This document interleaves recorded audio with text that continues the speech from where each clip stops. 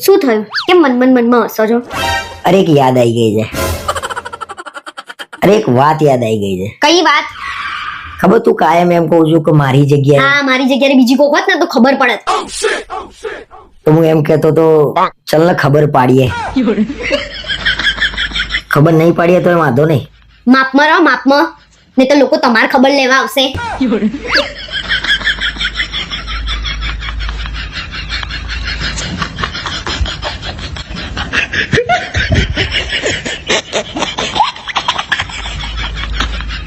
નાનપણથી એવું લાગતું હતું કે પપ્પા મમ્મી જોડે ઝઘડો કરે છે, પણ જ્યારે આપણા લગ્ન થાય ને તારે ખબર પડે કે બિચારા પપ્પા તો કઈ નહીં બોલતા. એ તો ટોર્ચર થઈને વર્ષોથી કંટાળીને બબડ કરે છે.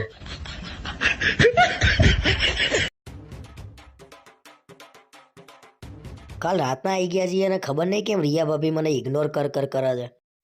શું થયું? થાકી ગયા છો? અરે યાર, એમને તો બરાબરનું ખોટું લાગી ગયું છે. કંઈક તો કરવું પડશે મારે, નહીં ચાલે. અરે હું શું કહું, 5-6 દિવસ ફરવાની બહુ મજા આવી ગઈ નહીં? મજા તો બહુ આવી ગઈ, પણ રિયા ભાભીને ખોટું લાગ્યું લાગે છે. કેમ? રિયા ભાભીએ કઈ કીધું તમને? ના, પણ આજે હવારના મારા હામુએ નહીં જોતા. મેં તો કીધું જ તું તમને, અને હમણાંથી તો મને એવી જરાય ગમતી નહીં. અરે પણ મને ગમે છે એનું શું? શું બોલ્યા તમે? અરે કઈ નહીં બોલ્યો ભાઈ. અને મેં તને નતું કીધું એમને આવું છે તો જોડે લઈ લઈએ આપણે? ના, પણ તમારે લઈ જઈને શું કરવા હતા? હવે આડું ના બોલે. એ લોકો એમના પૈસે આવવાના હતા, આપણા પૈસે નતા આવવાના. ગમે તેના પૈસાથી આવવાનું હોય, પણ આપણા જોડે શું લેવા આવવાનું? એકલા ના જઈ આવા? અરે એમને એવું હોય કે બધા જોડે જઈશું તો મજા આવશે. એકલા જઈએ તો કંટાળો ના આવે? પણ મારું કેવું એમ છે કે આપણા સિવાય બીજા કોઈ જોડે ના જઈ શકે. જઈએ કે, પણ એમને ખોટું લાગ્યું હશે, શું કરીશું આપણે? પણ તમે કેમ આટલા બધા દુઃખી થઈને વાત કરો છો? તમારો બહુ પ્રેમ ઉભરાઈ જાય છે. અરે પણ હું પહેલાથી જ આવા સ્વભાવનો છું, મારાથી કોઈનું દુઃખ ના જોવાય. ये तो लेटेस्ट न्यूज़ है। આ બધું હું હમણાં મારા ભાઈઓને ફોન કરીને કહી દઉં ને તો તમારું દુઃખ કોઈ ડોક્ટરે ના જોઈ શકે. क्या बोला तूने? પણ આટલી નાની વાતમાં ક્યાં તારા ભાઈઓને કહેવાનું આવે છે? અને આપણી વાત બાર નહીં કરવાની. બસ મારા ભાઈઓને કીધું એટલામાં બી ગયા. અને તમે તમારી ચિંતા કરો, રિયા ભાભીની ચિંતા કર્યા વગર. અરે ભાઈ, ગમે તેવો બી જાય, જંડ જેવા તો ભાઈઓ છે. મારા હારા ક્યાં મારવું ના મારવું ખબર ના પડે ને મને મારે ને તો ઠેકાણે થઈ જવું. પણ આ રિયા ભાભીનું શું કરું ને, મને તો એનું ટેન્શન છે.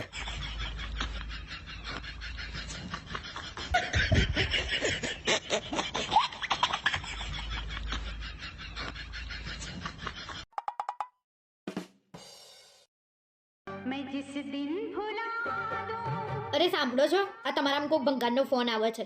હા, એ ઉપાડી લે. તારા ભાઈનો જ ફોન છે, વાત કરી લે. શું કહે છે? હલો, બોલ ભાઈ, શું કામ હતું?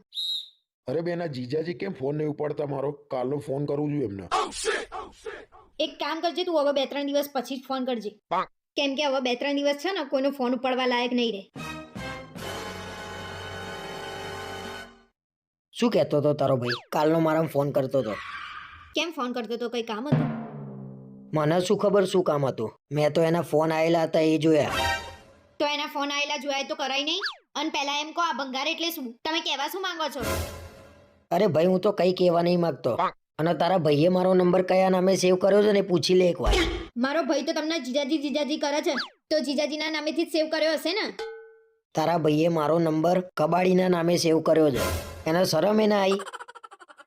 તો તમે એનો નંબર ભંગાર નામથી સેવ કર્યો છે, તો એ તમારો નંબર કબાડીથી જ સેવ કરશે ને? અને તમારું નામ તો બરાબર એને સેવ કર્યું છે. તમે તો છો જ કબાડી. ના, અમે તો કબાડી જ છીએ. એમને અમારા હાથમાં બધો ભંગાર નહીં આવ્યો. ઓછું બોલો. અને તમારા મમ્મી સાચું જ કહેતા હતા કે હું આને બરાબર ધોતીને ત્યારે આને મગજ ઠેકાણે આવતું હતું. અમારા શાળાના લીધે તો કાયમ મારા ઘેર ઝઘડા થાય છે.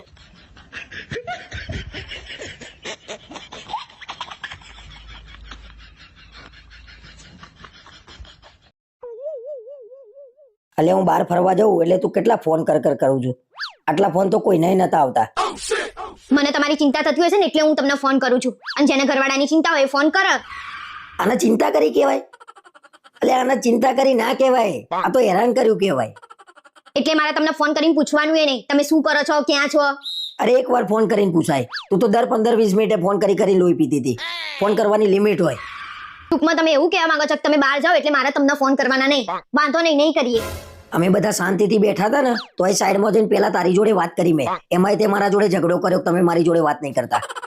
એટલે મારા કરતા તમને તમારા ભાઈબંધ વધારે મહત્વના છે, હું નહીં, એમ ને? અરે હવે તારે જે સમજવું હોય સમજ. તારા જોડે લગ્ન કરીને આખી જિંદગી તો તને આપી દીધી, હવે તો હું તારા પાછળ કુરબાન થઈ જાઉં હું. ડાયલોગ તો એવા મારશે ને જાણે પિક્ચરના હીરો ના હોય. કુરબાન થઈ જાવ, કુરબાન થઈ જ જવાના છો એક દિવસ. શી ખબર 2 દિવસ ફરવા મોકલ્યો તો કે લડવા મોકલ્યો તો ને જ ખબર નહીં પડતી.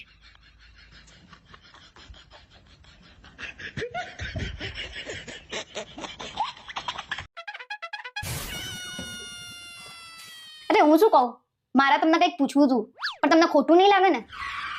અરે ના ના ગાડી, તારાથી થોડી ખોટું લગાડવાનું હોય જાન. કે રિયા ભાભી તમારા સ્કૂલમાં હતા તો તમે તો ઝાલા નહીં રહેતા હોય, નહીં? અરે રિયા ભાભી જેવી તો સ્કૂલમાં 17 હતી. ઓહ, તમે સ્કૂલમાં ભણવા જતા હતા કે આ બધું જ કરવા જતા હતા?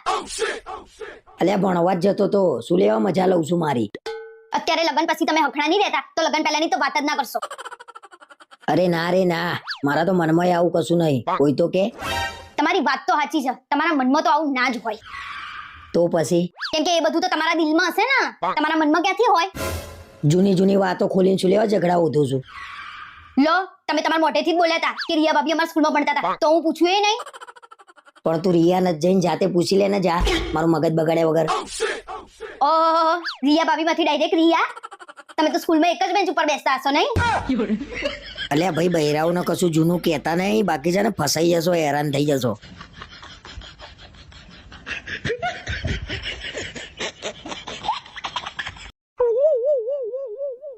હું શું કહું, ભવિષ્યમાં હું કોક દિવસ તારા જોડે દગો કરું તો તું મને માફ કરી દઉં ને? હા, માફ તો કરી જ દો ને, મરેલા માણસને કોણ માફ ના કરે? અરે ભાઈ, હું તો મજાક કરતો હતો. પણ હું મજાક નથી કરતી.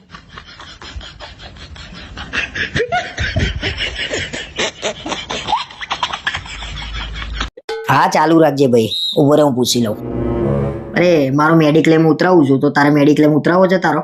અમારા કામ જ એવા નહીં કે અમારા કોઈ હાથ પગ ભાગી નાખે, તમારે સખત જરૂર છે, તમે ખોલાવી દો મેડિક્લેમ. હા ભાઈ, સાંભળ્યું ને તે? હા, મારો એકલાનો ઉતાર દે.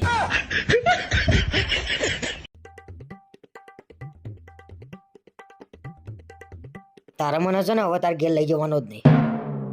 આટલી વાતમાં જ ખોટું લાગી ગયું ને તમને? ના ભાઈ ના, મેં કીધું મને ખોટું લાગ્યું છે, પણ તારા મને હવે તાર ઘેર નહીં લઈ જવાનો. એ તો તમારા મોઢા ઉપરથી જ દેખાય છે કે તમને કેટલું ખોટું લાગ્યું છે એમ. તો ખોટું લાગી જ જાય ને. તમારા ઘરનાએ કેટલો ભેદભાવ કર્યો. મોટા જમાઈને 1000 રૂપિયા આલ્યા અને મને 500 રૂપિયા આલ્યા, તો મને ખોટું ના લાગે? મને ખબર પડી જ ગઈ હતી કે તમને ત્યાં જ ખોટું લાગ્યું છે એમ. મારા ઘરના તાર જોડે આવું કરે તો તને ખોટું નહીં લાગે?